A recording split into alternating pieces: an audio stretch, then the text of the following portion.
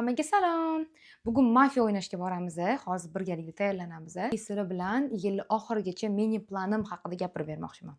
Ko'cha juda ham issiq, o'shaning uchun short yedib bo'laman. Ko'pshim aldardi, bu yil 3-yilimni tugatyapman. 1-yili kelganimda men eng kam savdo qilganman, chunki естественно, opıtsiz kelganman, brokersiz kelganman, именно developerskiy opıtsiz kelganman. O'shanda o'zimga va'da berdim. 2-yili top 10 taliga kiraman va 3-yili top 5 taliga kiraman deb. Tepamga mana bunaqa koftachka kiyaman, shortigimga mos tushadi. В общем, ikkinchi planim bu meni lichniy blogim, bilasizlar, yaqinda lichniy blog yuritishni boshladim. Yil oxirigacha xudo xolisa, хотя бы 50 mingta yana qo'shimcha obunachim bo'lishini xohlayman.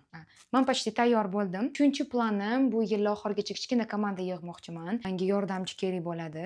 Hozir emas, no yil oxirigacha planimda bor. Meni 4-planim qurayotgan villamni va nihoyat oxiriga yetkazish va sizlarni o'sha yerga ochilish marosimiga taklif qilish. Tayyor bo'ldim. Kommentariyaga o'zingizlarning planinglar haqida yozib ketsanglar xursand bo'laman.